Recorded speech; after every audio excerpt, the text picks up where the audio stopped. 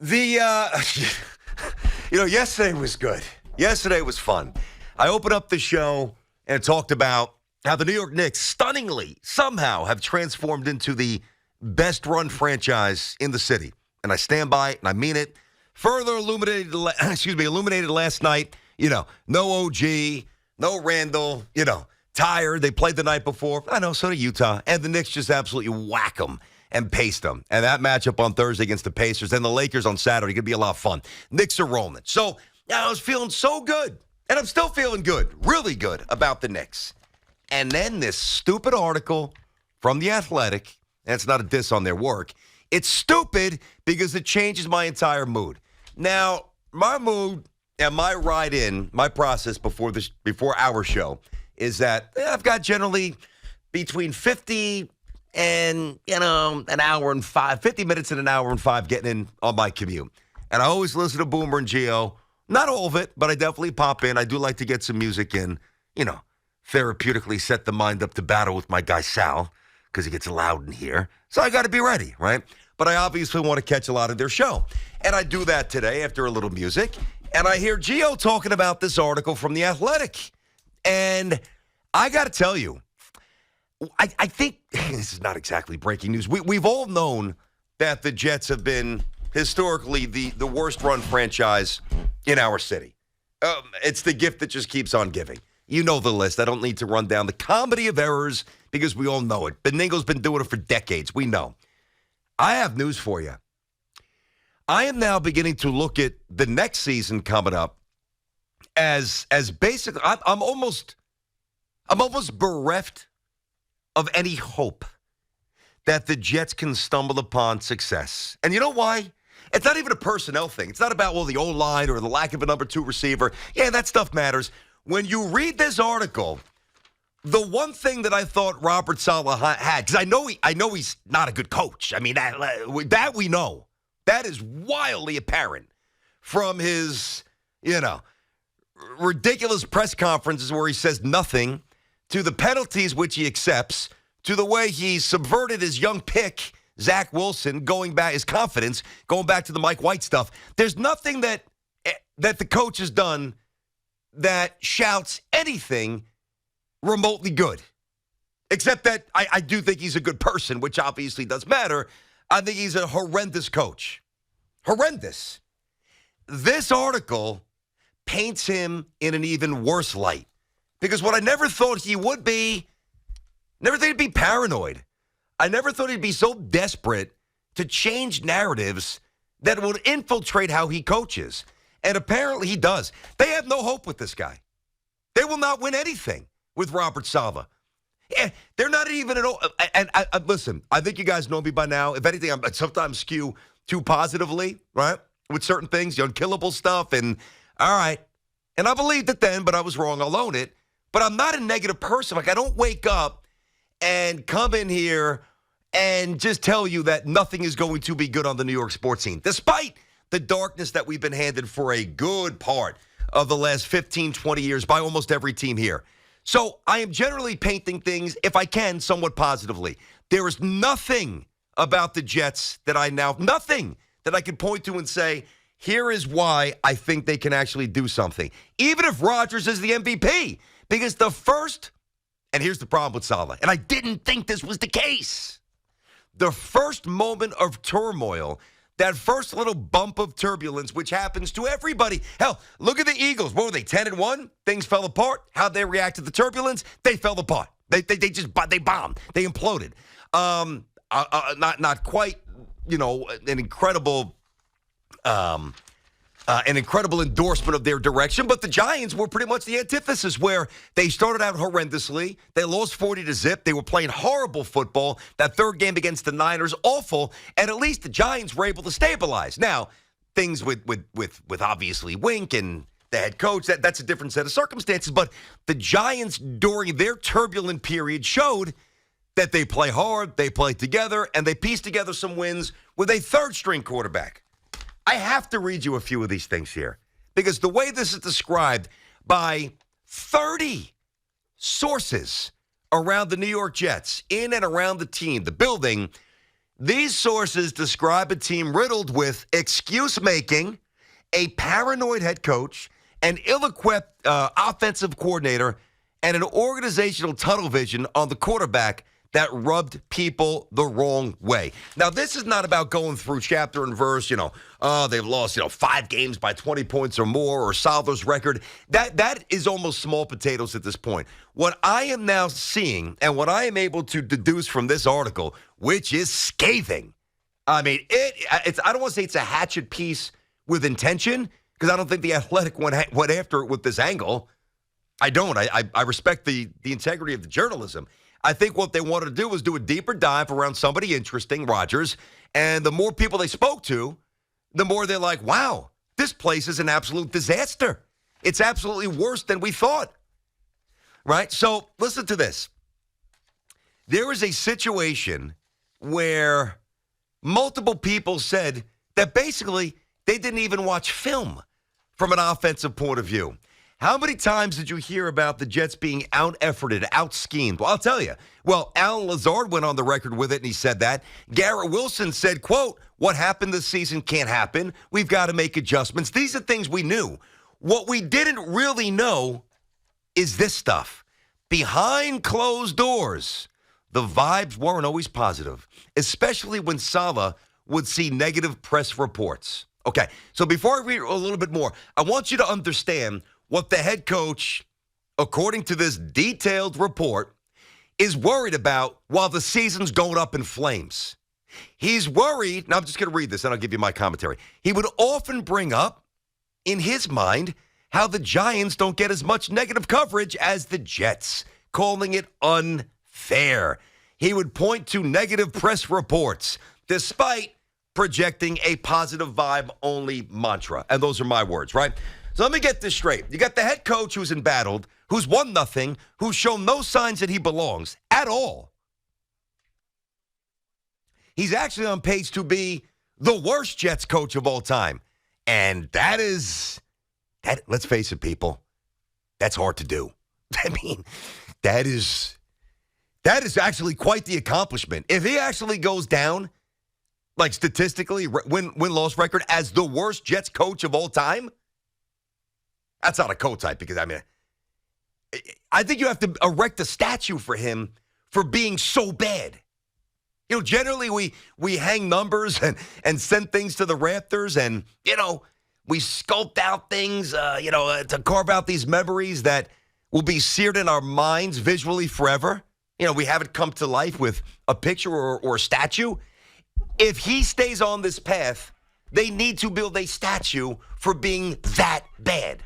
But that's only one aspect here. The most disconcerting part of all of this is that when we're sitting on our couch, and we didn't know this in real time, we couldn't possibly know this. We're sitting there saying, all right, this bum-ass offensive line probably give up 5 sacks today. Maybe they could piece together a win. All right. Garrett Wilson, no help. Maybe he can go for 11 and $130 and 2 touchdowns, and they could somehow win. This defense, which is really good, maybe they can force, 3 or 4 turnovers like the Giants did against the Commanders when they had 6 that game. Maybe they could pull that out of their hat, and they can win a game they're not supposed to win. But we never really pointed to anything tangible like they're going to win because of the coach. Nobody thought that. If anything, they just thought he was along for the ride. What's most problematic about this article is that apparently he's actually a negative. He's a negative. He was never going to outduel or outwit Bill Belichick. That's certainly asking for too much, or even McDaniel schematically with the Dolphins and their weapons and, some of these other teams. God forbid we ever were graced with that gift. We just were hoping that this coach would be able to motivate, and keep things together. And he didn't. Why is he here still? I'm dead serious. Why is he still the coach? And this is not a regurgitation. Oh, they should have hired Harbaugh. Like, I see this, and I want to know, Woody Johnson, who's pretty hands-on, he tweets, he sits in on meetings. How does he not see this? How is this accepted? Listen to this. The Giants-Jets stuff to me, that this would be intimated, is absolutely pathetic. So, again, as the season's going up in flames, he's worried about that the Jets are getting worse coverage than the Giants. I got news for you. You deserve it. You've earned it, dude. Last year you sucked. Last year the Giants won a road playoff game. It's called equity. It's called fan equity, dude. You know, like more commonly translated, when your team does well, the fans generally are a little more tolerant. And that seeps into the media. And rightfully so. But I'll tell you this much, Coach Saleh. You know, the Gettleman stuff, he was not spared, you know. The McAdoo stuff started with his press conference with the jacket. He wasn't spared. Joe Judge, I mean, the reason Joe Judge got fired is because he talked his way out of a job. We picked up on, and I take no pleasure in this, and I'm certainly part of it, you know, small part of it. And you never want to see somebody get fired, but he just kept saying things, and we kept talking about it, and people kept writing about it, and he got fired. That's called negative press. Think about that. I'm actually disgusted. I am. First of all, I'm flabbergasted that he would worry about such petty stuff. He'll never be a good coach. 877-337-6666. I mean, so, you know, I've told you, and me and Sal talk about this, my Sunday routine, right? I'll go get the sandwiches, a little roast beef, extra mutts, roasted red peppers, a little oil vinegar, ginger ale, sit down and watch the Jets. And the team that I know, basically, because we can't score, it's bad enough we basically have no chance to win. But you sit there, and again, in real time, not knowing this until this comes out, and I'm assuming this is true. This is an outstanding journalistic report. All right? You're watching this team, and the coach that you're watching is more worried about the coverage that the Giants are not getting. That is sad. That is the highest level of sadness. I will never trust him, and if they win, they will win in spite of him. That's it. In spite of him. He has no chance to succeed here. None. Oh, and there's more in the article. That's just the appetizer. Wow. Oh, my God. All right. This guy, listen, I'm going to say he never calls the station. He calls the other station a lot, which bothers me. He's a great guy. I know him. He hasn't called me in years. I'm going to put him up. He's actually the first caller. That's Ira in Staten Island, who is a great person and a great Jets fan. But Ira, hold on. Ira is known as incredibly positive to the point where it's ridiculous, dude. If you are calling with an unrational, positive take on this, I'm going to hang up on you. Go ahead, buddy. Hey, good morning. Good to talk to you. No, you're right. But I've gotten better as I've gotten older. There we go, Ira. I have. I mean, you could talk to Joe off the air. Yeah. I know you and Joe are tight. I've learned. Yeah. But this is just and by the way, I hope you're doing well, man. It's been a long time. You okay? Yeah, thank God everything's good. Attaboy. I'm still working part-time, and I'm glad to hear you. Good. But, you know, you are so right on every point you bring up. And I wish I was wrong. I wish Saleh was the guy, but he's not. And he's never going to get us to where we need to go. And that's a sad state. And for me to say that, it's really bad. And you know what? There's just so many issues going on over there at that organization, is that even with Rodgers, if Rodgers came back and he looked like he was 25, at the end of the day, is Saleh ever going to outcoach a big-time coach? Is he in a big spot? Is he going to outcoach Andy Reid? No. Is he going to, no, you're right, exactly. So, I don't know if he can outcoach me at this point. No, this is going to be rinse and repeat like we've watched for the last 30, 40 years. And next year, when they make the move and they clean out the whole organization, and Rodgers goes, they're going to have to draft a quarterback. They're going to have to get a first-time head coach, one of these coordinators that we don't know about. We're going to get a new general manager. It's just, I hope I'm wrong, and I hope the thing is different. But right now, I have a sickening feeling that next year listen, maybe they win the 8 games, but at the end of the day, they're not getting where we expect Well, them Ira, to get. let's What be do you need honest, to man. do? Let's be totally honest. And Ira, thanks for the call. It's good to hear. It's been years. Thank you. Any success that the Jets have in 2024, and I do believe because there's talent that they can have success. Let me be very clear. It will be in spite of the coach. They will get lucky and stumble upon it. Think about this. Again, you're in the midst of a season where everybody from HBO to the Canton Hall of Fame game, which I was at, to the, every day with Stephen A. and the First Take crew, national pub, national run, right? You are the story. And as things are imploding beyond recognition, and listen, you can't control Rodgers getting hurt, and it sucks. But he's worried about those things. What do you think that he's thinking about when he's got to make a decision in the game when it's a stressful moment? What do you think? This is just... this might be among the saddest commentaries I've ever read of any New York sports coach, honestly. I know that there were worse situations, like there's been certainly worse teams, and the coach-type stuff was a mess, and some of those really, really horrendous Met teams, I'm sure those clubhouses were a disaster. But, jeez, they have the wrong guy. They have the wrong guy. 877-337-6666. BT and Sal here on the Fan, inside of our Town Fair Tire studio. Friends at Town Fair remind you that you always get the guaranteed lowest price on name brand tires from Connecticut to Maine. Nobody beats Town Fair Tire. Nobody. And I promise you, I woke up in a phenomenal point of view. I felt great today. Got a good night's sleep. Kids went to bed finally, kind of early, fairly early.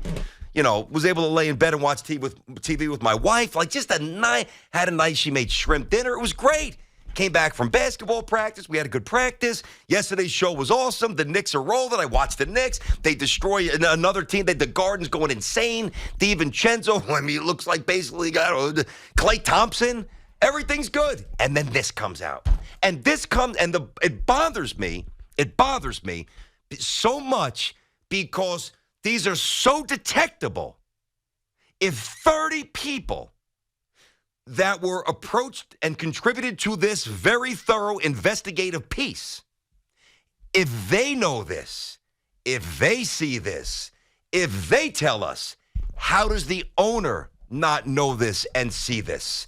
And if he does, how does he turn a blind eye, not move on from Saleh and hire, I don't know, Jim Harbaugh?